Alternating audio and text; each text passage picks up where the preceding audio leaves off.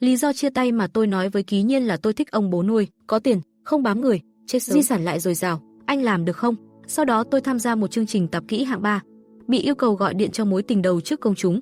Tôi gọi cho Ký Nhiên, chúng ta quay lại đi. Đầu dây bên kia im lặng hồi lâu, rồi vang lên giọng trầm thấp của Ký Nhiên. Tôi năm nay 27, chưa chết sớm thế đâu. Gặp lại lần nữa là vào năm thứ 4 sau khi chia tay.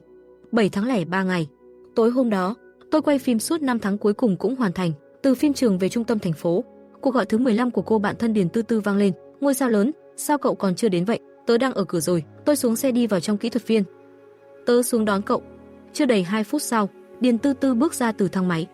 Nhìn mái tóc xanh phát sáng của cậu ấy khiến tôi không nhịn được cười. Tên Lâm Viễn Châu đó thật sự đội xanh cho cậu rồi à? Còn giả được sao? Chính hắn cũng thừa nhận rồi. Điền Tư Tư nghiến răng canh két. Tớ hẹn hắn quyết đấu tối nay, cho phép hắn mang theo một huynh đệ. Nghiêm trọng vậy sao? Chính là nghiêm trọng vậy đó. Cậu ấy khoác tay tôi đi vào thang máy. Tôi hỏi cậu ấy mang theo bao nhiêu chị em? Không nhiều, ngoài cậu ra thì còn 9 người. Ồ, vậy là khá công bằng rồi. Trong phòng đã có mấy cô gái ngồi đó, tôi phần lớn đều quen biết, rất nhanh đã bắt đầu tán gẫu. Chẳng bao lâu sau, tôi nghe thấy Điền Tư Tư giận dữ hét lên, Lâm Viễn Châu, tôi còn tưởng cậu không dám đến chứ, anh mang theo huynh đệ đâu. Ở đây này, khí thế của Lâm Viễn Châu cũng chẳng kém. Tôi ngẩng đầu thấy Lâm Viễn Châu bước vào. Người đàn ông đi phía sau anh ta khiến ánh mắt tôi lập tức trở nên rõ ràng. Người đàn ông đứng trong ánh đèn mờ của phòng bao, dáng người cao ráo thẳng tắp, tóc húi cua gọn gàng, lông mày sắc như dao, đường quay hàm căng chặt, lạnh lùng và cứng rắn. Tôi thầm nghĩ, thì ra Ký Nhiên sau 4 năm lại trở thành như thế này. Anh nhạy bén nhận ra ánh nhìn chăm chú của tôi, quay đầu nhìn về phía tôi. Ánh mắt giao nhau, tôi thấy được sự xa lạ và lạnh lùng trong đôi mắt đen của anh. Tôi khẽ nhếch môi cười, cụp mắt xuống. Điền Tư Tư vốn đang khí thế hừng hực bỗng chết lặng. Cô trừng mắt nhìn Lâm Viễn Châu, nhỏ giọng hỏi, sao cậu lại dẫn anh ta đến, không được à? Điền Tư Tư không chút khách khí đá cho anh một cú, chỉ tay về phía tôi. Lúc này Lâm Viễn Châu mới phát hiện tôi đang ngồi ở góc phòng, đầu tiên là ngẩn ra, rồi lại nhìn sang Ký Nhiên. Người sau không biểu cảm gì, ngồi xuống vị trí cách tôi xa nhất. Lâm Viễn Châu bước đến trước mặt tôi, ngượng ngùng chào hỏi, Mẫn tỷ, cậu cũng đến à? Tôi thản nhiên nhấp một ngụm rượu. Lâm Viễn Châu, tôi hỏi cậu một câu rồi đi. Chị hỏi đi. Anh ta vào thẳng vấn đề. Cậu có thật sự làm chuyện có lỗi với Tư Tư không? Mẫn tỷ, tôi thật sự bị oan. Lâm Viễn Châu lớn tiếng kêu oan. Tôi không nói gì, chờ anh ta giải thích. Gần đây công ty phân cho tôi một nữ thực tập sinh, tôi chỉ dẫn cô ấy đi công tác 2 ngày, không có chuyện gì xảy ra cả. Thế mà Điền Tư Tư lại nói tôi ngủ với cô ta, còn chạy đến công ty cãi nhau với người ta một trận. Lông mày tôi giật giật. Chuyện này đúng là phong cách của Điền Tư Tư thật. Điền Tư Tư tức giận đẩy Lâm Viễn Châu, ngụy biện rõ ràng cậu đích thân thừa nhận đã ngủ với cô ta, không phải là do cậu cứ làm ầm lên. Cậu ép tôi đến mức đó, tôi mới phải nói. Hai người cứ thế cãi nhau nhưng không có ai bên cạnh, những cô gái khác đều đã quen rồi, không ai quan tâm đến họ. Khóe mắt tôi liếc thấy một cô gái bưng ly rượu bước đến bên cạnh Ký Nhiên. Hai người nói chuyện gì đó, cô gái cười ngượng ngùng, duyên dáng. Tôi lập tức bực bội khó chịu. Tôi đứng dậy, uống cạn ly rượu. Tôi đứng lên. Lâm Viễn Châu và Điền Tư Tư cuối cùng cũng ngừng cãi nhau. Mẫn tỷ, ngồi thêm chút nữa. Trong mắt cậu ấy có ý giữ tôi, nhưng ánh mắt lại lén nhìn về phía Ký Nhiên. Tôi lắc đầu từ chối.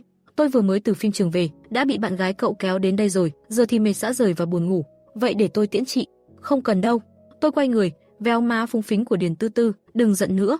Chẳng phải cậu chỉ muốn anh ta dỗ dành cậu thôi sao? Tôi chưa cần nói gì thì Lâm Viễn Châu đã hiểu ý mà lên tiếng. Mẫn tỷ, tôi hiểu rồi, làm phiền chị phải đến tận đây. Tôi nói, cậu ấy ngọt ngào thật đấy, hiếm khi không cãi lại. Mẫn, thật sự không cần bọn tớ đưa về à? Tôi vừa định từ chối, một giọng nói lạnh lùng trầm thấp vang lên, tôi đưa cô ấy về. Tim tôi như lỡ mất một nhịp. Ký Nhiên đã đứng dậy đi ra ngoài, ánh mắt của Lâm Viễn Châu và Điền Tư Tư nhìn tôi đều trở nên ám muội. Có gì đâu, tôi vẫy tay rời khỏi cửa kỹ thuật viên. Bên ngoài là một chiếc Jeep màu đen, người đàn ông chống một tay lên cửa sổ xe, nhìn thẳng phía trước như đang thưởng thức cảnh đêm. Anh đang đợi tôi, nhưng không có ý mở lời bảo tôi lên xe. Tôi mở cửa xe ngồi vào ghế sau, thoải mái mở miệng, tới số 50 đường Ký Viễn, làm phiền nhé. Cảnh đêm dần lùi xa, chiếc xe lăn bánh lên xa lộ, tiếng ồn cũng dần tan biến, bầu không khí trong xe yên tĩnh một cách kỳ lạ. Ký Nhiên không có ý định mở lời. Tôi thầm thở dài trong lòng, người đàn ông này đúng là thù dai. Tôi thản nhiên lên tiếng, nghe Tư Tư nói sau này anh chuyển đến cảng làm việc. Ký Nhiên không đáp, rõ ràng là không muốn để ý đến tôi. Quả là nơi trốn tốt, Ký đại gia nhà ta cũng có thể lột xác hoàn toàn. Ký Nhiên mà tôi quen là một công tử con nhà quyền thế 3 đời, gia thế hiển hách. Ký Nhiên lại là độc đinh trong nhà, người lớn trong nhà cưng chiều hết mức. Từ nhỏ tính tình đã nóng nảy, ngạo nghễ, rực rỡ không ai sánh bằng. Hiện tại anh đã trầm ổn hơn rất nhiều, con người cũng chín chắn, toàn thân toát lên khí chất nam tính mạnh mẽ. Anh ấy không để ý đến lại càng khơi dậy tinh thần chiến đấu của tôi. Tôi nheo mắt lại, nhìn chằm chằm vào bàn tay thon dài đang cầm vô lăng của anh ấy, khẽ nhếch môi đỏ. Anh trông có vẻ rất cứng đấy. Tiếng phanh gấp vang lên. Tôi theo quán tính ngã chúi người về phía trước, nụ cười trên môi càng đậm hơn, chợt tắt lịm đi. Giọng nói của Ký Nhiên lạnh lùng cứng rắn. Tôi nhìn ra ngoài cửa sổ, còn chưa đến nơi, sợ quá chẳng nói gì, đẩy cửa bước xuống xe. Ký Nhiên xưa nay nói là làm, giẫm mạnh chân ga, rời đi dứt khoát. Giống hệt 4 năm trước, cũng rời đi nhanh gọn như thế. Tôi đứng trong gió lạnh chờ một lúc, mới lững thững quay về nhà, thực ra đã rất gần rồi.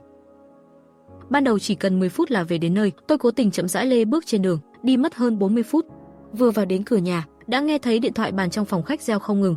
Tôi chân trần đi nghe máy, Điền Tư Tư vội vàng hỏi, sao giờ cậu mới về? Tớ gọi cho cậu không biết bao nhiêu cuộc rồi, có chuyện gì vậy? Điền Tư Tư tính tình nóng này, hoàn toàn trái ngược với tôi. Ký Nhiên gọi điện cho tớ nói, điện thoại của cậu để quên trên xe anh ấy rồi. Tôi đưa tay lục trong túi, lúc này mới phát hiện điện thoại không có. Ồ, Điền Tư Tư dè dặt hỏi, cậu cố ý đúng không? Tôi nhướng mày cười, sao cậu lại nghĩ vậy? Cậu là kiểu người rất thản nhiên, vậy mà bao năm qua lại chưa từng nhắc đến chuyện liên quan đến Ký Nhiên, dễ khiến người ta nghi ngờ cậu đang giấu giếm. Điền Tư Tư cằn nhằn, cậu nghiêm túc như vậy, Mẫn Mẫn, thật ra là vì cậu vẫn còn nhớ chưa từng buông bỏ. Tôi cúi đầu nhìn chằm chằm bộ móng đỏ mới làm, chắc là vẫn còn có chút không cam lòng. Chia tay là tôi đề nghị, vậy tại sao lại không cam lòng, tôi cũng chẳng nói rõ được. Điền Tư Tư thở dài, không biết nên nói gì nữa. Ngủ sớm đi, Ký Nhiên bảo ngày mai tôi đến lấy điện thoại, tôi sẽ mang đến cho cậu. Tôi cúp điện thoại, lại cảm thấy hơi hụt hẫng. Chuông cửa vang lên, tôi vừa tắm xong bước ra, tóc còn ướt, tôi đi ra mở cửa. Đèn ngoài hành lang nhàn nhạt, Ký Nhiên đứng đó như chú chó lạc, tay đang nghịch điện thoại của tôi. Sao anh lại tới đây? Ký Nhiên ngẩng lên, đôi mắt đen sâu thẳm mang theo ánh lạnh. Chẳng phải đây chính là mục đích của em sao? Anh ấy cũng cho rằng tôi cố ý. Tôi không phản bác, chỉ cười nói, vậy vào nhà ngồi đi. Ánh mắt của Ký Nhiên đảo qua người tôi, khẽ nhếch môi đầy ẩn ý. Đây là lời mời của em sao? Tôi nhanh chóng phản ứng lại, cười hỏi anh, sao thế? Chưa đủ long trọng à? Ánh mắt của Ký Nhiên đầy giễu cợt rồi rời đi. Một cái nhìn không cần nói cũng hiểu. Tôi dựa vào khung cửa, ánh mắt mang theo ý cười xoáy vào người anh ấy. Vậy anh muốn tôi làm sao? Có lẽ câu hỏi của tôi quá trắng trợn. Ký Nhiên khẽ nhíu mày. Mẫn Mẫn, anh đột nhiên gọi tên tôi, giọng điệu có chút thay đổi. Sau ngần ấy năm tháng, lại một lần nữa nghe anh gọi tôi như thế, tim tôi khẽ ngứa ngáy, dán mắt vào yết hầu chuyển động của anh. Giây tiếp theo, anh nói, tôi không còn hứng thú với em nữa. Cơn gió lạnh thổi từ sau lưng anh, làm cho giọng anh càng lạnh buốt. Tim tôi cũng lạnh đi một nửa, nhưng lại chẳng mấy buồn. Cũng nằm trong dự đoán. Tôi thở dài đầy tiếc nuối. Đúng là người đàn ông chẳng màng tình xưa nghĩa cũ. Đừng nhắc đến chuyện cũ trước mặt. Giữa hai hàng mày anh lộ vẻ mất kiên nhẫn, có chút nhẫn nhịn, ném điện thoại cho tôi rồi quay lưng bỏ đi. Tôi ngủ rất nông, tối nay càng không tài nào chợp mắt được. Những năm qua tôi tức khi nghĩ đến Ký Nhiên như một cục tức nghẹn trong tim. Rõ ràng biết anh sẽ không quay lại, nhưng tôi vẫn âm thầm giằng co với chính mình, luôn cảm thấy giữa chúng tôi không nên kết thúc như vậy. Nửa đêm, tôi bò dậy tìm điện thoại, số đã đổi một lần. Trong danh bạ không còn lưu tên Ký Nhiên, gần như chẳng cần cố nhớ, tôi đã dễ dàng nhập số của anh ấy. Bao năm qua tôi chưa từng gọi cho anh ấy, lần này gọi đi, hoàn toàn chỉ là một tia hy vọng mỏng manh. Có lẽ anh ấy đã đổi số từ lâu rồi. Thật kỳ diệu, điện thoại lại được kết nối sau vài giây. Đầu dây bên kia vang lên giọng lạnh nhạt của Ký Nhiên. Ai đó? Tôi ngồi trong bóng tối, cố kiềm chế sự kích động trong lòng. Là tôi. Tôi vốn tưởng anh sẽ mỉa mai một câu gì đó, ai ngờ anh lại hỏi. Cô không ngờ anh chẳng nói gì thêm. Rất dứt khoát. Cúp máy luôn. Tôi nhìn màn hình điện thoại đang nhấp nháy, khẽ nhếch môi cười không tiếng động. Khó dỗ thật đấy. Cũng hay, trong chuyện theo đuổi Ký Nhiên, tôi xưa nay luôn đầy tinh thần chiến đấu. Tôi dùng số điện thoại của anh ấy để tìm trên WeChat, gửi một lời mời kết bạn. Không thấy phản hồi, tôi đợi đến mức ngủ quên. Sáng sớm hôm sau, Điền Tư Tư đã tới. Cậu ấy đi dép lê, hùng hổ lục tung mọi góc trong nhà tôi, thậm chí còn lật chăn trên giường tôi ra kiểm tra. Cậu đang tìm gì vậy? Tôi vừa uống nước lọc vừa nhìn cậu ấy đi tới đi lui. Điền Tư Tư không trả lời tôi, chạy vào phòng thay đồ mở từng cánh tủ. Không tìm thấy gì, chạy ra phòng khách hỏi tôi, Ký Nhiên đâu? Tôi suýt nữa sặc nước lọc. Cậu đến nhà tôi để tìm Ký Nhiên. Điền Tư Tư ghé sát lại gần tôi, nói thật đi, tối qua Ký Nhiên tới nhà cậu, hai người có ngủ với nhau không? Cậu ấy làm tôi bật cười. Tôi chống tay lên ghế, nghiêng người nhìn cậu ấy. Tôi đã làm gì khiến cậu nghĩ thế? Điền Tư Tư chống tay vào hông, cúi người nhìn chằm chằm vào mắt tôi. Tôi còn không hiểu cậu sao? Tối qua vừa gặp anh ấy là mắt cậu sáng rực lên. Tôi bật cười không thành tiếng. Rõ vậy sao? Chính là rõ ràng vậy đấy. Chưa ngủ với anh ấy. Tôi chu môi. Người đàn ông có tính khí khó chiều như vậy đúng là hơi khó nhằn. Vậy để chị giúp cậu nhé. Điền Tư Tư khoác vai tôi, cười rạng rỡ như ánh xuân. Lâm Viễn Châu nói hôm nay nhóm bọn họ có buổi tụ họp, tớ sẽ dẫn cậu đi. có thể gặp được Ký Nhiên, đúng là cơ hội tốt đấy. Tôi tốn nhiều công sức để trang điểm, chọn một chiếc váy đỏ rượu nhỏ xinh, mang giày cao gót mũi nhọn, tự thấy mình đẹp đến mức không ai sánh bằng. Nhưng vừa đến nơi tổ chức buổi tụ họp, tôi liền ngẩn người. Cái quái gì vậy? Là tiệc nướng ngoài trời, thời tiết lại chẳng tốt, trời âm u, mưa phùn rơi nhẹ. Trên bãi cỏ của biệt thự ngoại ô là một nhóm đàn ông lực lưỡng, mấy chiếc lò nướng bốc khói mù mịt, mùi thịt thơm lừng. Tôi nhìn lại bộ đồ mình đang mặc, khó mà không cảm thấy lúng túng. Ái chà, đừng quá để tâm. Điền Tư Tư khoác tay tôi kéo tôi đi vào trong. Nữ minh tinh thì phải ăn mặc thật xinh đẹp. Kệ người ta, nói gì kệ. Tôi cạn lời luôn. Lâm Viễn Châu chạy vội đến đón, lớn tiếng chào tôi. Mẫn tỷ. Một tiếng gọi ấy vang lên, khiến những người khác đều quay sang nhìn. Mấy cậu trai gan lớn cũng tụ lại gần. Tình huống kiểu này tôi đã ứng phó vô số lần. Tôi ứng phó dễ như trở bàn tay, xã giao chào hỏi bọn họ. Chào mọi người. Một cậu trai ngượng ngùng đỏ mặt. Chào chị, ngoài đời chị còn xinh hơn trên tivi. Tôi cảm ơn. Nhưng ánh mắt lại nhìn về phía sau cậu ấy. Gần đó, bên lò nướng, Ký Nhiên đang quay lưng lại, chăm chú nướng xiên thịt. Gió lùa vào áo khoác gió màu đen của anh ấy, làm lộ rõ đường eo rắn chắc mạnh mẽ. Tôi nheo mắt nhìn, muốn ôm anh ấy từ phía sau. Lâm Viễn Châu có chút ngượng ngùng nói, Tư Tư, nói chị sẽ đến, ai nấy đều vui lắm. Còn nhao nhao đòi xin chữ ký của chị. Được thôi. Tôi thu lại ánh mắt, từng người một ký tên cho họ. Mọi người vui vẻ tản đi. Điền Tư Tư ôm lấy cánh tay của Lâm Viễn Châu nói với tôi, Mẫn Mẫn, cậu ngồi nghỉ đi, tớ đi lấy đồ ăn cho cậu. Tôi nhìn bóng hai người họ đứng cạnh nhau, không kìm được khẽ mỉm cười. Hôm qua còn cãi nhau loạn cả lên, hôm nay đã dính lấy nhau như thể chết cũng không rời. Có lẽ đó chính là tình yêu. Cậu trai ngượng ngùng ban nãy nói chuyện với tôi lại quay trở lại, nhỏ giọng hỏi tôi, chị Mẫn Mẫn, chị có quen với lão đại của bọn em không ạ? Tôi hứng thú nhướng mày, sao em lại hỏi vậy? Em thấy trong ví của lão đại có ảnh của chị. Cậu ta lén nhìn về phía Ký Nhiên, rồi ghé sát lại nói nhỏ với tôi, rất nhiều lần em thấy anh ấy ngắm ảnh chị đến ngẩn người, ảnh còn bị anh ấy sờ đến mòn cả góc rồi. Tim tôi bỗng nóng bừng, nhưng lại lặng lẽ dâng lên từng đợt ấm áp. Cậu trai bị người khác gọi đi, tôi cầm cái ô, đứng nguyên tại chỗ một lúc lâu. Ký Nhiên hoàn toàn xem tôi như người vô hình, không thèm liếc tôi lấy một cái. Người đàn ông tuyệt tình, sao lại khiến người ta thấy nhức nhối thế này? Tôi giả vờ bình tĩnh, đi đến cạnh anh ấy, còn chưa kịp mở lời, tôi còn chưa kịp nói gì, đã bị khói bốc lên sặc đến ho không ngừng. Có lẽ tôi quá yếu đuối, anh chẳng ưa nổi. Ký Nhiên cuối cùng cũng liếc tôi một cái, lạnh nhạt và đầy chán ghét, gằn từng tiếng khô khốc, tránh ra một bên. Tôi nào dễ nghe lời như vậy, lại tiến gần thêm chút nữa, vô tình hay cố ý để tay chạm vào cánh tay anh. Sao anh không chấp nhận lời mời kết bạn của tôi? Ký Nhiên chẳng thèm ngẩng đầu, không để ý. Tôi hỏi anh có tiền mặt không? Tôi nhíu mày hỏi. Anh cau mày chịu đựng, lấy ví tiền từ túi ra, rút hết xấp tiền mặt bên trong, đưa cho tôi, cầm lấy đi, không cần trả, khỏi trả. Ý là không muốn dính dáng gì tới tôi.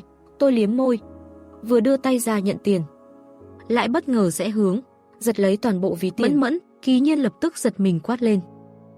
Tôi chẳng thèm để ý, nhanh tay rút ra một tấm ảnh từ ngăn bên trong. Tôi năm 19 tuổi, tuổi xuân rực rỡ, đứng dưới bóng cây, ánh nắng lấp lánh rải khắp người, trong trẻo, ngọt ngào. Tôi khẽ khàn giọng, cổ họng nóng lên, ánh mắt khẩn thiết nhìn anh vẫn chưa quên, đúng trời âm u lất phất mưa. Lông mày của Ký Nhiên phủ đầy lạnh lẽo, như thể tôi đã chạm đúng vết thương của anh. Ánh mắt anh lạnh đến đáng sợ. Anh đứng thẳng người, nhìn tôi như nhìn một trò cười, khóe môi mỏng cong lên, cười lạnh đầy châm chọc. Cô tưởng cô là ai chứ? Tôi bị câu nói ấy làm chấn động. Tấm ảnh trong tay bị anh giật lại, sau đó chuẩn xác ném vào lò than. Giọng anh lạnh như băng. Tôi đúng là chưa quên, là quên không vứt nó đi. Lửa trong lò lập tức bốc lên, chẳng mấy chốc đã thiêu rụi tấm ảnh ố vàng thành tro. Tôi cảm thấy đó chính là trái tim mình bị nướng trên lửa, khóe mắt cay xè dữ dội. Tim tôi bỗng trở nên trống rỗng. Tôi thừa nhận mình là một diễn viên giỏi. Rõ ràng nước mắt sắp trào ra, nhưng chỉ trong chớp mắt tôi đã kìm lại được, lặng lẽ đặt ví tiền của anh ấy lên bàn cạnh bên mình, mỉm cười nói với anh, tạm biệt. Tôi định rời đi thật phong độ. Chỉ tiếc ông trời không chiều lòng người. Trời mưa, mặt cỏ mềm nhũn, một bên gót giày cao gót cắm sâu vào đất. Tôi mất thăng bằng, suýt nữa thì ngã nhào. Để che giấu sự lúng túng, tôi đành ngồi xổm xuống, giả vờ bình tĩnh, lén lút nhấc gót giày lên. Bất chợt vai phải bị kéo mạnh, tôi bị ai đó xách bổng dậy. Đến chơi còn đi giày cao gót làm gì? Ký Nhiên cáu kỉnh nói. Tôi cũng thấy bực trong lòng, định hất tay anh ra, chuyện của phụ nữ thì anh đừng lo. Ký Nhiên chống tay lên hông, gắng gượng nhẫn nhịn, trừng mắt nhìn tôi. Tôi mặc kệ anh, lấy chìa khóa xe rồi đi về hướng bãi đỗ. Vừa mở cửa ghế lái, chìa khóa đã bị một bàn tay phía sau giật lấy. Ký Nhiên đã không còn kiên nhẫn giằng co với tôi, thẳng thừng đẩy tôi vào ghế sau, tự mình ngồi vào ghế lái. Dầm một tiếng đóng cửa xe lại, âm thầm chút cơn giận. Đường núi khó đi, anh đưa em về. Giọng anh không chút không để lại chỗ nào để thương lượng. Tôi quay đầu nhìn ra cửa sổ, lặng thinh không đáp. Suốt 2 tiếng đi đường, chúng tôi không nói với nhau một lời. Xe dừng ở tầng hầm chung cư, tôi lập tức xuống xe đi lên lầu. Ký Nhiên thì 5 phút sau mới xuất hiện trước cửa nhà tôi chưa đóng cửa. Anh đứng ở ngưỡng cửa, tay cầm chìa khóa xe của tôi, trong ánh mắt lại là vẻ giễu cợt quen thuộc. Khi tôi đi đến gần, liền ngửi thấy mùi khói thuốc nhàn nhạt trên người anh ấy. Xem ra anh ấy đã hút một điếu thuốc dưới lầu để suy nghĩ xem có nên lên nhà tôi không. Nếu tôi chìa tay ra, tỏ ý muốn gây chuyện. Ký Nhiên nhìn tôi đầy uể oải, xoay xoay chìa khóa, nhất quyết ánh mắt không rõ ý gì. Tôi vừa định lên tiếng, phía sau vang lên tiếng cửa nhà bị mở. Nhà tôi sao lại có người? Lập tức nổi da gà. Tôi chân trần chạy về phòng khách, một cô gái ăn mặc vô cùng nóng bỏng lao vào lòng tôi. Tiểu Mẫn Mẫn, tớ thất tình rồi hu hu hu. Lớp trang điểm mắt khói lem hết cả mặt, phấn mắt đen biến hai mắt cô ấy thành mắt gấu trúc. Là cô ấy, tôi thở phào nhẹ nhõm, cậu mới yêu mà. Tạ Nhiễu và bạn trai mới của cô ấy đều khá nổi trong giới giải trí, cũng được xem là xứng đôi. Anh ta không trung thực, Tạ Nhiễu nằm gục trong lòng tôi khóc rưng rức. Sao lại không trung thực? Tối nay bọn tớ đến khách sạn, cậu biết tớ đã thê thảm thế nào không? Anh ta bảo bị tai nạn ấy, giờ bị di chứng luôn đấy. Cười lúc này có vẻ không lịch sự cho lắm. Tôi ôm trán cố gắng nhịn cười. Tôi nhớ trên tin tức từng nói, hình như thật sự có di chứng như vậy. Lừa đảo, toàn là lừa đảo. Tạ Nhiễu không tin, gào lên, anh ta thật sự không thành thật chút nào. Nên tớ chia tay rồi. Là vì anh ta nói dối nên mới chia tay sao? Tôi thật sự không nhịn nổi cười nữa. Cậu hoàn toàn không hiểu nỗi đau của tớ. Tạ Nhiễu phát điên, hai tay vung loạn trong không trung. Cậu có thể tưởng tượng được không? Câu hỏi này khiến tôi thực sự cứng họng. Tôi suy nghĩ một lúc, rồi lắc đầu cười. Tớ không tưởng tượng ra nổi, nhưng tôi cảm nhận được một ánh mắt nhìn chằm chằm sau gáy tôi. Tôi nhớ tới người đang đứng ở cửa. Ký Nhiên, khóe môi anh giãn ra, lộ ra một đường cong mang ý cười. Tôi thuận miệng nói một câu, dù sao thì tôi cũng chỉ từng quen một người đàn ông, không có gì để so sánh. Không thể nào cậu lăn lộn trong giới giải trí mà lại bảo thủ thế sao? Tạ Nhiễu quên cả khóc, chớp mắt tò mò hỏi tôi, hay là người đàn ông đó quá khác thường, nên khiến cậu mãi không quên được. Mấy câu này đúng là sói giữ hổ lang, tôi không cần quay đầu cũng tưởng tượng được. Ký Nhiên lúc này đang có biểu cảm gì. Tôi cố tình kéo cao giọng cười nói, không đến mức đó đâu ngã. Tạ Nhiễu còn định truy hỏi tiếp thì tôi ra lệnh, mau về nhà đi, nhà tớ đang có khách đấy. Lúc này cô ấy mới thấy Ký Nhiên đang đứng ở cửa, mắt sáng rực lên. Sau đó quay sang ghé tai tôi thì thầm, đây là người đàn ông cậu nói ban nãy à? Tôi liếc cô ấy không nói gì. Cậu không cần nói nữa, chỉ nhìn thôi là biết rồi. Cô ấy ôm áo khoác và túi, chúc cậu tối nay chơi vui vẻ nhé ngã, cút đi. Tôi đi vòng ra sau, rót một ly rượu vang đỏ. Nhìn thấy lúc Tạ Nhiễu lao ra cửa, còn quay lại giơ tay làm dấu cố lên với Ký Nhiên. Tôi bị sặc rượu đến mức ho sặc sụa, bịt miệng mà vẫn không ngừng ho. Một chùm chìa khóa xe bị ném ra, tôi ngẩng đầu lên đã đối diện với ánh mắt đen lạnh lùng của Ký Nhiên. Xin lỗi, tôi uống một ngụm rượu, lời xin lỗi nghe không hề chân thành, làm anh chê cười rồi. Tạ Nhiễu là kiểu con gái hơi thiếu đứng đắn. Tất nhiên tôi cũng chẳng phải người nghiêm túc gì. Hai đứa tụ lại nói chuyện thì chẳng có giới hạn gì cả.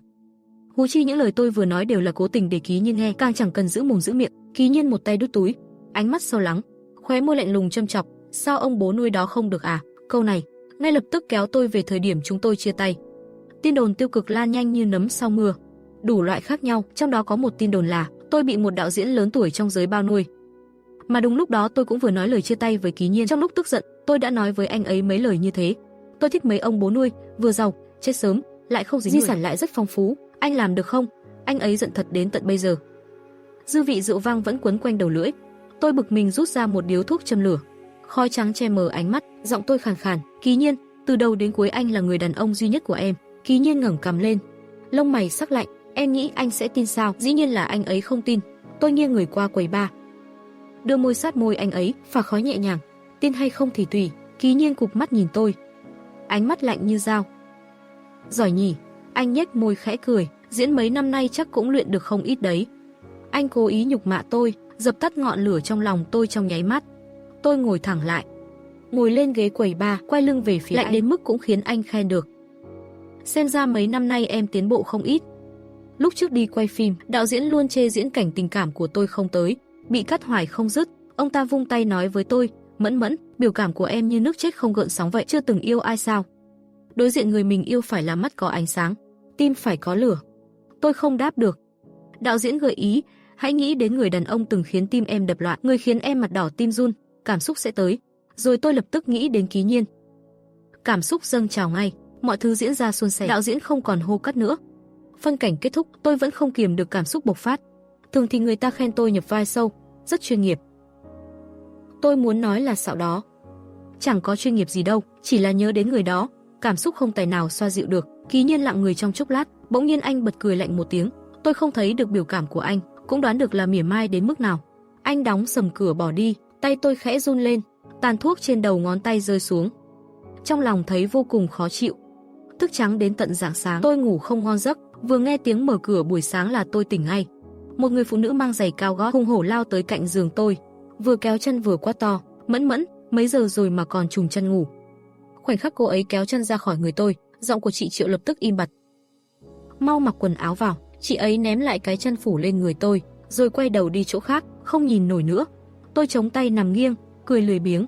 "Chị biết rõ em thích ngủ khỏa thân, còn đến kéo chân của em, chẳng phải cố ý sao?" Chị Triệu giật mình. Muốn nhìn thì nhìn thẳng vào. Tôi lười biếng lật người. Đúng là loại phụ nữ miệng nói một đằng, lòng chị Triệu không nhịn nổi nữa, túm lấy cái gối trên sofa ném thẳng vào người tôi. "Cô còn không dậy." Tôi giải cho cốt cô ra đấy. Tôi bất đắc dĩ thở dài. "Phụ nữ đừng có nóng nảy như thế, lẹ lẹ lên." Chị Triệu sắn tay áo định lôi tôi dậy. Được, em dậy ngay, em dậy liền." Tôi rời khỏi giường, dưới ánh nhìn như dao của chị Triệu, tôi đi tắm. Đạo diễn khó khăn lắm mới chịu cho cô một lần thử vai, cô phải thể hiện thật tốt. Trên xe, chị Triệu không ngừng căn dặn, cô mà làm hỏng là tôi đập chết cô đấy. Tôi cúi đầu xem điện thoại, miệng hơi hợt đáp, rồi ngã nghe rồi mà ngã. Tin nhắn của Điền Tư Tư hiện ra, "Mẫn Mẫn, tớ nghe Lâm Viễn Châu nói, Ký Nhiên lần này đặc biệt xin nghỉ phép về nước để đi xem mắt đấy." Tôi nhìn mà trong lòng dâng lên vị đắng. Điền Tư Tư đợi một lúc, thấy tôi không trả lời, lại tiếp tục nói, "Nhà anh ấy mấy năm nay dục dữ lắm, lần này càng thẳng thừng, tìm cho anh ấy một cô gái môn đăng hộ đối, chỉ cần gặp mặt xong là sẽ đính hôn luôn."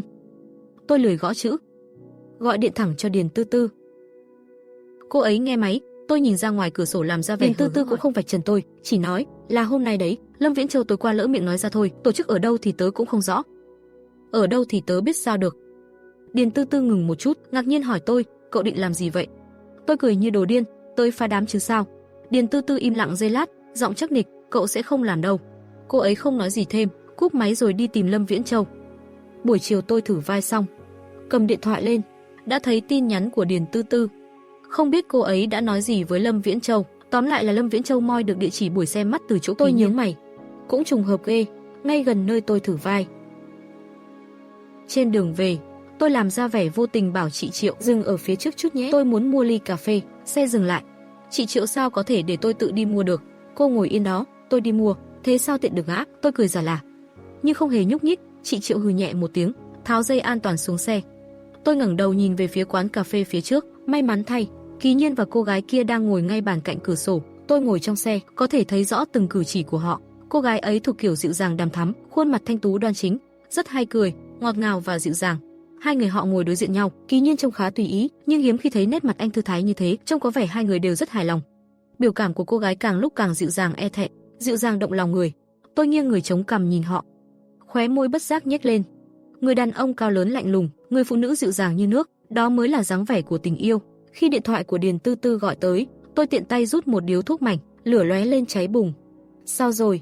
Điền Tư Tư hỏi tôi. "Tốt lắm." Tôi đáp. Điền Tư Tư ngập ngừng vài giây rồi lên tiếng khuyên nhủ, "Mẫn Mẫn, hay là ta đừng cần anh ta nữa." Tôi bị sặc khói thuốc, vươn tay mở cửa sổ, nghiêng đầu là tôi đã nhìn thấy một người đàn ông đứng ngoài xe, ánh mắt lạnh lẽo, khói thuốc từ cửa sổ phả thẳng vào mặt anh, bốc thẳng lên mặt anh.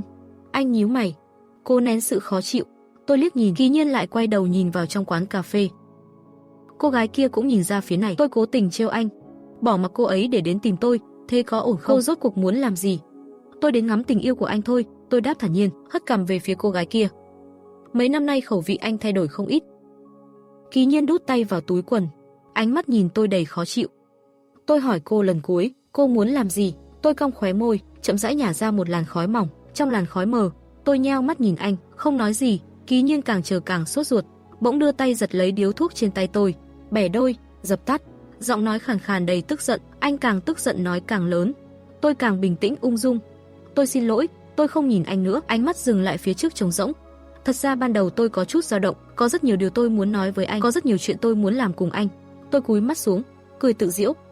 Giờ thì đều không còn quan trọng nữa rồi. Đúng lúc đó, chị Triệu mang cà phê trở lại, thấy Ký Nhiên đứng cạnh, có chút cảnh giác hỏi tôi, "Phan à?" "Một người bạn cũ thôi." Tôi nhận lấy cà phê, thản nhiên giải thích, vừa khéo gặp, trò chuyện vài câu. Khóe mắt thấy Ký Nhiên mặt lạnh như tiền, giận không lên được mà cũng chẳng xuống được. Chị Triệu không hỏi nữa, khởi động xe chuẩn bị rời đi. Cô gái ấy vẫn đang đợi anh. Tôi liếc nhìn Ký Nhiên, điều chỉnh lại giọng điệu, không có gì để tặng anh cả, vậy thì chúc anh hạnh phúc. Trên đường về, chị Triệu mấy lần định nói lại thôi. Tôi biết rõ trong lòng, bình thản nói, là anh ấy đấy. Chị Triệu lập tức dừng xe bên đường.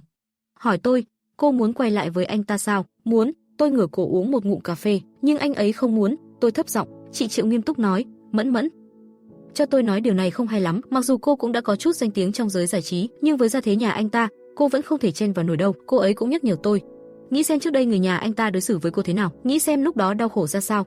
Tôi bực bội, đặt cà phê xuống rút lấy điếu thuốc. Chị Triệu hiếm khi không ngăn cản, cứ để mặc tôi châm lửa. Thật ra tôi cũng không thực sự muốn có kết quả gì với anh. Tôi chậm rãi nhả ra một hơi khói. Vậy cô muốn làm gì? Anh ấy à? Tôi cắn môi cười mỉa. Chị Triệu xa sầm mặt trừng mắt nhìn tôi, cái đầu lòng dạ không chết nổi. Không biết ai nói rằng người chia tay rồi vẫn muốn quay lại là vì chưa từng ngủ với nhau hoặc chưa ngủ. Tôi nheo mắt lại, bộ dạng chẳng đứng đắn gì. Hiển nhiên với Ký Nhiên, tôi thuộc kiểu thứ hai. Chị Triệu quá quen với sự lưu lại của tôi. Chị Triệu còn kiên nhẫn khuyên tôi, Mẫn Mẫn, em phải nhớ lấy, người từng lấy đi nửa cái mạng của em năm xưa, bây giờ vẫn có thể lấy nốt nửa cái còn lại. Tôi nhìn con đường mờ mịt khói xe phía trước, không cười nổi nữa. Hình như tất cả mọi người bên cạnh tôi đều đang khuyên tôi quên Ký Nhiên đi. Tôi và Ký Nhiên là mối tình đầu của nhau.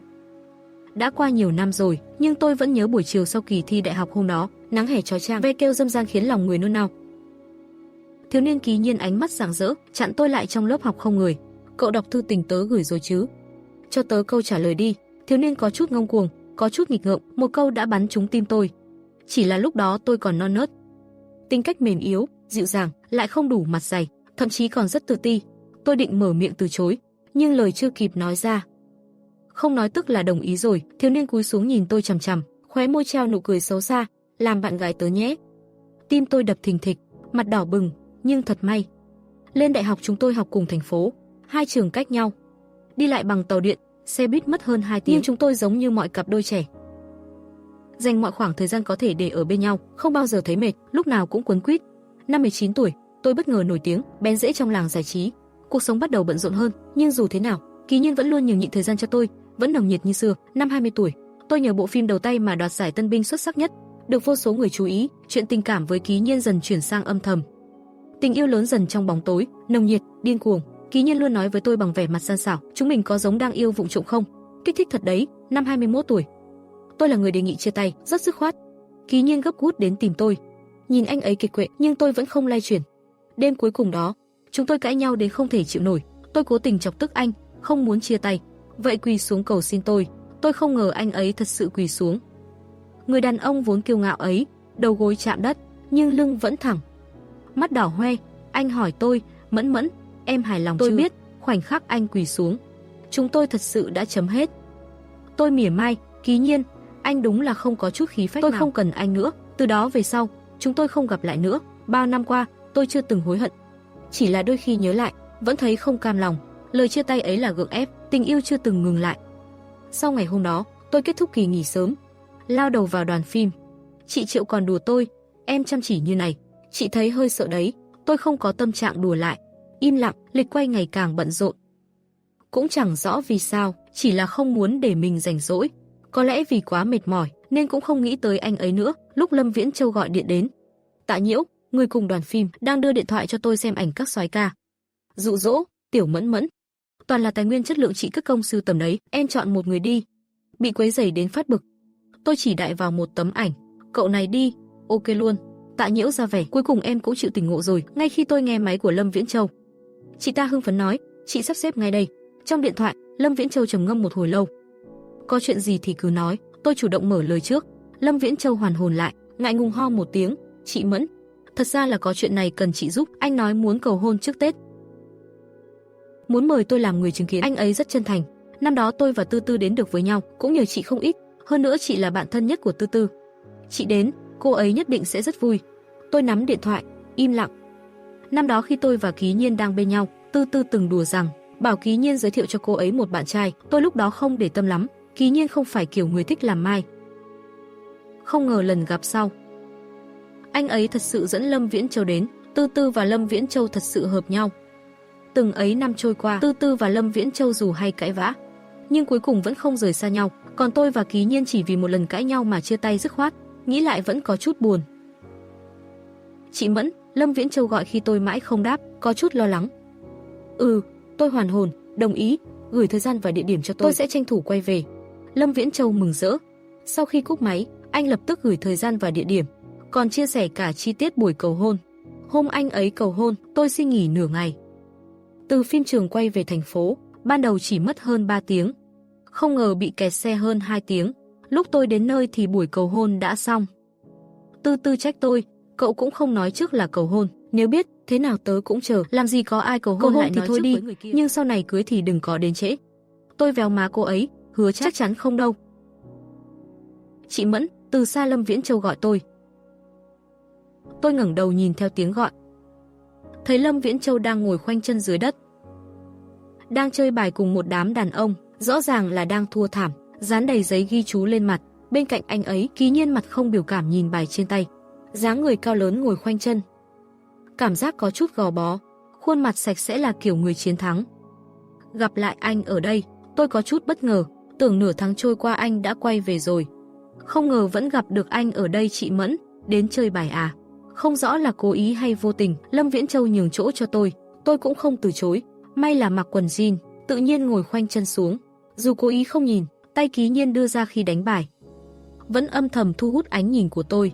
Hôm nay anh hiếm khi mặc áo len cổ cao giản dị, tay áo sắn lên đến khuỷu, lộ ra phần cánh tay rắn chắc, làn da màu lúa mạch rám nắng, hơi có vết sẹo nhẹ, vừa nhìn đã thấy mạnh mẽ. Tôi âm thầm liếc nhìn, tự nhủ trong lòng, Mẫn Mẫn, mày phải kiềm chế, đừng tìm khổ vào thân. Lời nhắc nhở này hiệu quả thật, cho đến khi kết thúc tôi không nhìn anh lần nào. Lâm Viễn Châu vẫn chưa đã, rủ mọi người đi uống rượu. Tôi mỉm cười từ chối, tôi không đi đâu, sáng mai tôi phải quay về đoàn phim sớm. Lâm Viễn Châu hơi tiếc nuối, nhưng cũng không giữ lại.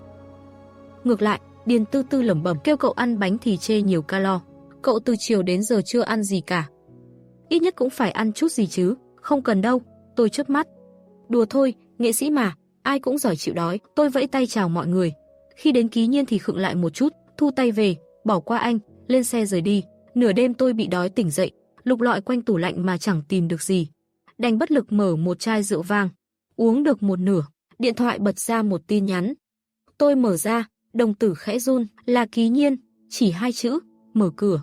Anh đang đứng ngoài cửa, khiến tôi hoàn toàn không kịp đề phòng, lúng túng một lúc, điện thoại của Điền Tư Tư gọi đến. Alo. Mẫn Mẫn, Kỳ Nhiên đến rồi à? Giọng Tư Tư cười khúc khích. Anh ấy về trước, tớ nhờ anh ấy mang chút đồ ăn cho cậu đó ngã. Tôi chẳng mấy hứng thú, khẽ liếm môi. Tư Tư cười càng đáng đánh đòn, nắm bắt cơ hội đấy, đừng để chị đây phí công vô ích. Cô ấy cúp máy rồi. Tôi ngồi trên bệ cửa sổ phòng khách, chẳng muốn động đậy, cầm lấy điều khiển từ xa, mở cửa cho anh. Cửa mở rồi mà người ngoài kia vẫn không bước vào. Ý tôi rất rõ ràng, anh thích vào thì vào. Chắc Kỳ Nhiên cũng hiểu ý. Đứng ngoài cửa vài phút, cuối cùng vẫn bước vào. Để trên bàn là được. Tôi nhìn ra ngoài cửa sổ, nghe tiếng bước chân của anh, lạnh nhạt nói. Bước chân anh khựng lại, đặt đầu xuống, nhưng không nghe thấy tiếng rời đi. Cứ vậy căng thẳng suốt nửa phút. Tôi quay đầu lại cười hỏi anh thích rượu của tôi à? Muốn ở lại uống một ly. Kỳ Nhiên mặt chẳng có biểu cảm gì. Uống ít thôi. Tôi tức nghẹn, nghiến răng nói, liên quan gì đến anh? Lúc nói câu đó, tôi còn cố ý nâng ly rượu lên, uống cạn một hơi. Trong ánh mắt liếc qua, Kỳ Nhiên như nhúng cơn giận nhẹ trên gương mặt cứng rắn, nhưng rồi lại kìm nén xuống. Tôi điên mới lo cho cô, anh giận thật rồi, quay người bỏ đi. Tôi cúi đầu rót thêm rượu, trong miệng tràn vị chát. Chai rượu đã cạn, tôi lắc ly nhìn ra màn đêm trải dài ngoài cửa sổ, vị chát trong miệng lan tận đáy lòng. Thôi bỏ đi, ly rượu trên tay bất ngờ bị giật mất. Hơi thở mạnh mẽ của người đàn ông áp sát phía sau. Kỳ Nhiên nghiến răng nói lạnh như băng. Cô còn muốn chống đối tôi à? Câu đó lập tức chọc giận tôi. Nói như thể anh ta mới là người thiệt thòi. Tôi mà còn mặt mũi chống đối anh ta ư? Uống cũng không ít, đầu óc tôi không còn tỉnh táo.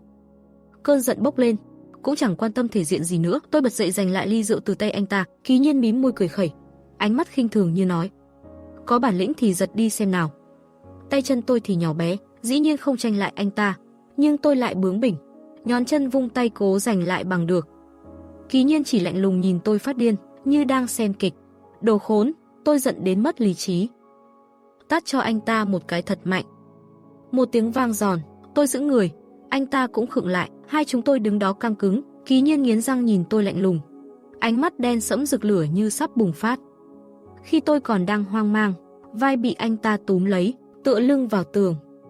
Một tay anh ép chặt vai tôi, tay kia giữ chặt đầu tôi, rồi hôn tôi thẳng thừng. Anh thật sự đang nổi giận. Nụ hôn ấy quá mãnh liệt làm tôi choáng váng, mắt cay cay. Ký ức xưa ùa về như cuốn phim tua nhanh. Lướt qua từng cảnh một, tôi và anh bên nhau hơn 3 năm, tình yêu dường như chưa bao giờ phai. Đừng nhìn tôi hiền lành, chứ tôi cũng rất bướng. Nổi nóng lên thì chẳng sợ ai. Nhiều lúc Ký Nhiên chọc tôi điên lên, tôi chẳng ngại véo hay tát như một con mèo con hung dữ. Còn lúc tôi khóc lóc ầm ĩ không chịu thôi, dù anh ấy có giận cỡ nào, cũng phải ngay lập tức xoa dịu tôi. Anh ấy còn phải kiên nhẫn dỗ dành tôi. Điền Tư Tư luôn phàn nàn, Mẫn Mẫn, cậu đúng là được nuông chiều đến hư rồi. Tôi lại tự tin trả lời, hồi đó yêu đến cuồng dại, đến mức tôi luôn tin anh ấy sẽ không bao giờ rời đi. Thế nên trong mối quan hệ ấy, tôi không giữ lại gì cả, ngay cả những lần vô lý cũng chẳng kiềm chế. Nên sau này, anh ấy thật sự rời đi, tôi mất rất lâu mới vượt qua được. Nhìn thấy ánh lệ trong mắt tôi, động tác hôn của anh cuối cùng cũng dừng lại. Tại sao em khóc? Tôi dựa sát tường, người cứng đờ. Khó nhọc hỏi, những năm qua, anh có từng nghĩ đến em không? Con người hình như rất thích tự làm khổ, chia tay rồi vẫn cố tìm bằng chứng người kia còn yêu. Giống như nếu còn yêu, thì nỗi cô đơn và trống rỗng bao năm qua cũng được xoa dịu. Dù tôi biết rõ, hai điều đó không thể bù trừ cho nhau. Tôi không biết sao, câu hỏi ấy lại chạm đúng giới hạn của anh. Anh đứng thẳng dậy, khóe môi nở nụ cười giễu cợt. Nghĩ gì mà nghĩ, nụ cười càng sâu, nhưng đôi mắt đen láy lại lạnh lẽo băng giá. Nghĩ sao lúc trước em đòi chia tay, hay nghĩ xem em có người đàn ông khác rồi? Tôi nhìn anh đầy đau xót, không thể thốt nên lời. Anh thật sự không còn tin tôi nữa, cũng từng nghĩ Ký Nhiên sẽ lùi lại một bước. Anh rút ra một điếu thuốc, châm lửa, môi nhếch nhẹ. Hồi đó nghĩ đến phát điên, thầm thề với lòng, nếu thằng nhãi nào dám tán em, tôi nhất định bẻ tay bẻ chân nó. Nói đến đây, anh vẫn giữ dáng vẻ giễu cợt quen thuộc, nhưng thì sao chứ? Người đã quyết định chia tay thì quay lưng đi chẳng hề do dự. Nhìn anh trào phúng như vậy, tôi cũng bắt đầu phản kháng. Thế nhưng anh chưa từng đến tìm em lần nào. Lúc anh không chú ý, tôi nhanh tay giật điếu thuốc từ môi anh, rồi ngậm vào môi mình, tham lam rít một hơi sâu. Hừ, anh tức đến bật cười. Anh liếc sang một bên, Mẫn Mẫn, em đúng là vô lý hết chỗ nói. Khói thuốc vào phổi, tim tôi đau nhói như bị thiêu đốt. Anh từng nói không thể vượt qua được vết dạn từ ngày chia tay. Tôi dập điếu thuốc, vòng tay ôm lấy eo anh, ôm thật chặt. Em thật sự không có ai khác. Ký Nhiên bị tôi ôm mà không hề phản ứng, thậm chí không nhúc nhích. Tôi biết anh ấy đang kìm nén. Tôi bướng bỉnh, kiễng chân định hôn anh, chỉ chạm đến cằm thôi. Tôi nhăn mặt than phiền, dâu cứng quá đi. Không ngờ Ký Nhiên lại hừ lạnh rồi chẳng thèm để ý đến tôi. Lúc tôi tỉnh lại lần nữa, trời đã sáng rõ. Chỗ bên cạnh giường đã trống không. Lúc anh rời đi, tôi dù nhắm mắt vẫn biết anh sắp đi rồi. Giữ anh lại thì cũng chẳng ích gì. Có lẽ anh cũng chẳng muốn đối mặt với tôi lúc này. Chúng tôi tham luyến nhau, nhưng trong lòng lại đầy vết thương. Ánh sáng sớm len qua rèm cửa, tôi nheo mắt châm thuốc, cơ thể đau nhức, nhưng lòng thì càng chua xót. Điền Tư Tư gọi đến đúng lúc. Ngáp dài hỏi gấp, sao rồi, thành công chưa? Tán đổ chưa? Tôi bật cười, cũng không giấu, làm rồi. Wow, cô ấy hét to phấn khích. Thế là hai người quay lại rồi, tốt quá, quay lại. Tôi thì thầm lặp lại, lòng chợt dâng lên cảm giác trống trải. Điền Tư Tư nghe ra vẻ buồn trong giọng tôi, liền không cười nữa. Sao vậy? Tôi nheo mắt nhìn khói thuốc, tan vào không khí, khó chịu lắm, chẳng thể nói là quay lại, mà cũng chẳng thể như xưa được nữa. Ký Nhiên chưa từng nói anh ấy muốn quay lại.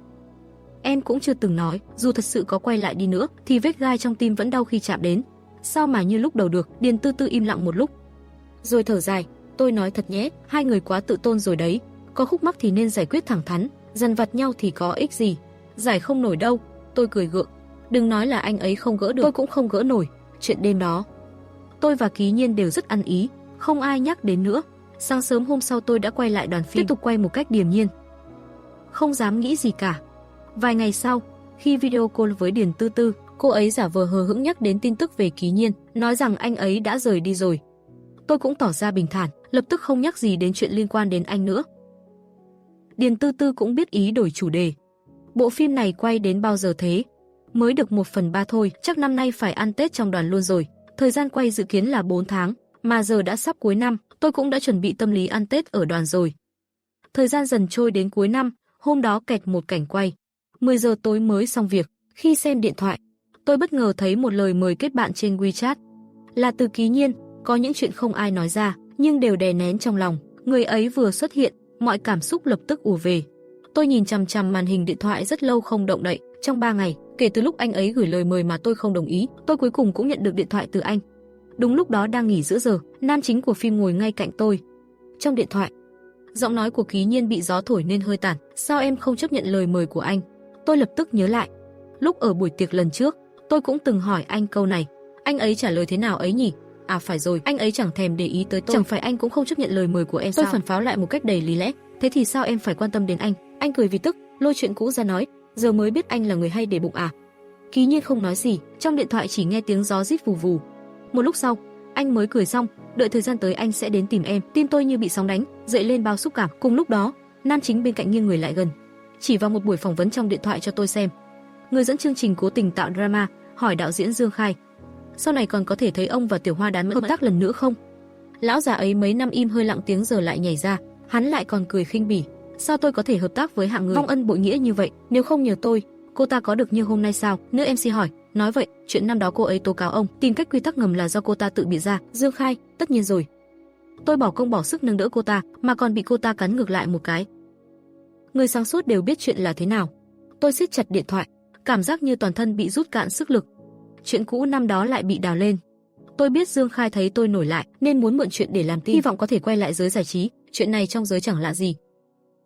Tôi vốn không quan tâm đến loại hề nhảy nhót này, nhưng khoảnh khắc đó, tôi lại đột nhiên nhớ tới mẹ của Ký Nhiên, nhớ đến bà từng ném một xấp ảnh vào mặt tôi, đau rát khôn tả, nhớ đến lời bà nói hôm đó. Dương Khai là bạn thân mấy chục năm của tôi, Ký Nhiên gọi ông ấy là chú, mày đi quyến rũ ông ta thì đừng mong bước vào nhà tao, tao không bao giờ chấp nhận một đứa con gái dơ bẩn như mày. Bên tai, giọng nói của Ký Nhiên lại vang lên, giọng trầm thấp, chứa đầy tình cảm, mẫn mẫn. Mình bắt đầu lại từ đầu đi. Cái gai trong tim tôi lại cùng tình cảm nở rộ điên cuồng, giằng xé nhau dữ dội. Cuối cùng là cảm giác đau đớn. Tôi cong môi, mỉm cười đầy chua chát. Ký Nhiên, chúng ta không có tương lai. Lời vừa dứt, tôi thậm chí không cho anh ấy cơ hội để nói, dứt khoát cúp máy. Anh ấy lại gọi tới, tôi lặng lẽ nhìn màn hình điện thoại liên tục nhấp nháy. Một lúc sau, tôi đột nhiên bực bội, như phát điên mà ném điện thoại xuống đất, vỡ tan tành. Bị dọa giật mình, ngẩn ra chưa kịp phản ứng, chị Triệu nghe tiếng liền chạy tới, còn đang nói chuyện điện thoại, thấy tình trạng của tôi thế này, liền vội vàng cúp máy. Chị ấy đưa tay ôm lấy tôi, nhẹ nhàng dỗ dành, "A Mẫn, đừng sợ, có chị ở đây." Tôi chẳng nói được lời nào, chôn đầu vào vai chị ấy, không dám để người khác thấy, nước mắt lặng lẽ thấm ướt vai áo chị ấy. Cái đầu mặt dày đáng ghét đó, sớm muộn cũng tiêu đời thôi. Chị Triệu vỗ lưng tôi, tức đến run cả nướu răng. Nhiệt độ dư luận còn chưa lên, tôi đã nói chuyện với công ty rồi, họ sẽ bất chấp tất cả để đè chuyện này xuống. Chị Triệu đưa tôi về khách sạn, đích thân đến tổ quay phim thương lượng, rời phân cảnh của tôi về sau. Hôm đó tôi lại một lần nữa hồi tưởng về quá khứ đau đớn nhất trong đời mình. Năm thứ 2 bước chân vào nghề, tôi giành được giải tân binh xuất sắc nhất, bắt đầu có dấu hiệu nổi tiếng. Sau đó, tôi nhận được lời mời đóng phim của đạo diễn lớn Dương Khai. Đêm trước ngày khai máy bộ phim, tôi vừa đến khách sạn đã nhận được cuộc gọi từ trợ lý của Dương Khai, nói là ông ta muốn bàn về phân cảnh của tôi. Bộ phim đó tôi không phải nữ chính, tôi nghĩ bụng, đạo diễn lại đích thân trao đổi với tôi về cảnh quay. Ngoài sự vinh hạnh bất ngờ, tôi cũng có phần lo lắng. Nên trước khi đi, tôi đã gọi cho chị Triệu. Lúc đó chị Triệu đích thân đưa tôi đến phim trường. Trên đường quay về thì nghe chuyện này, anh ấy trầm ngâm một lúc rồi uyển chuyển nói với tôi, Dương Khai là người có tiếng xấu trong giới, nhưng ông ta có hậu thuẫn lớn, tốt nhất đừng dễ động vào ông ta. Có lẽ anh ấy cũng cảm thấy giữa đêm Dương Khai gọi tôi đến phòng không ổn cho lắm, nên bảo tôi mang theo điện thoại giữ liên lạc với anh ấy. Tôi đến phòng của Dương Khai. Ông ta đang uống rượu ngon, cứ đòi tôi uống cùng, tôi từ chối. Ông ta tỏ ra không vui nhưng vẫn làm bộ giảng cho tôi 2 cảnh diễn, rồi dần dần ám chỉ rằng việc ông ta thêm phân cảnh cho tôi tối nay là để tôi ngủ với ông ta. Lúc đó tôi mới ngoài 20, từ nhỏ học võ, theo lời của Ký Nhiên thì là dáng đẹp da mịn, người mềm yếu, thân thể uyển chuyển. Dương Khai hơn 50 tuổi nhìn tôi hao háo, khuôn mặt cực kỳ khó coi. Tôi sợ hãi đứng dậy định đi, Dương Khai lập tức đập vỡ ly rượu, mặt đỏ bừng quát tôi đừng không biết điều. Khi bàn tay ông ta chạm vào người tôi, đầu óc tôi hoàn toàn trống rỗng. Vừa sợ vừa tức, tôi túm lấy đèn bàn bên cạnh, không cần suy nghĩ đập thẳng vào đầu ông ta. Đầu ông ta chảy đầy máu, giận dữ như một con chó điên, túm tóc tôi, tát vào mặt tôi, đạp vào bụng tôi. Khi chị Triệu dẫn người phá cửa xông vào, tôi gần như hấp hối. Sau này mới biết anh ấy lo lắng, nên quay lại giữa chừng. Từ chiếc điện thoại trong túi tôi vẫn giữ liên lạc với anh ấy. Anh ấy đã nghe rõ toàn bộ quá trình. Tôi được đưa vào bệnh viện, chị Triệu báo cảnh sát. Dương Khai và tôi đều ở bệnh viện, cảnh sát đến. Đồng thời phía Dương Khai cũng có người tới. Tôi không biết đêm đó đã xảy ra chuyện gì, dù sao chị Triệu đã thương lượng với đám người đó suốt cả đêm. Hôm sau trông chị rất uể oải, khuyên tôi rằng Dương Khai đồng ý bồi thường. Chúng ta yêu cầu số tiền và giải quyết riêng. Chị nói, Tiểu Miên, sau này chúng ta vẫn còn phải sống trong giới này, nếu chuyện này ầm ĩ lên, con đường sự nghiệp của em sẽ bị chặn đứt. Tôi đau đến không thể nói thành lời. Sau đó ba mẹ tôi vội vã đến, trong nước mắt, họ đồng ý giải quyết riêng. Xin lỗi tôi, ba mẹ Tiểu Miên bất lực, Dương Khai có quan hệ rộng, thế lực lớn, chúng tôi không đấu lại họ. Tôi còn có thể nói gì nữa đây? Thế nhưng, tất cả chúng tôi ngây thơ nghĩ chuyện này đến đây là kết thúc. Không ngờ tôi còn chưa xuất viện. Trên mạng đã tràn lan đủ loại tin xấu về tôi, đủ kiểu đủ dạng. Trong đó có một tin nói tôi quyến rũ một đạo diễn lớn và bị bắt quả tang tại trận. Tôi bị đánh tơi tả. Tôi và chị Triệu đều rõ, đây là Dương Khai đang trả thù tôi. Ông ta tung tin đồn khắp nơi, chẳng qua là muốn hủy hoại tôi. Khi dư luận đang sục sôi, mẹ của Ký Nhiên xuất hiện trong phòng bệnh của tôi. Bà ta đem theo những tấm ảnh không biết lấy từ đâu, chụp cảnh tôi bước vào phòng của Dương Khai, ném thẳng vào mặt tôi. Trước mặt ba mẹ tôi, bà ta mắng, Dương Khai và tôi quen biết mấy chục năm, Ký Nhiên gọi ông ấy là chú Dương Khai, còn cô thì đi quyến rũ ông ta. Tôi muốn giải thích, nhưng bà ta cười lạnh, vợ của Dương Khai đích thân làm chứng, hôm đó chính mắt bà ta thấy cô trong phòng ông ta, cô còn muốn chối gì nữa. Sau đó, tôi không giải thích gì thêm nữa.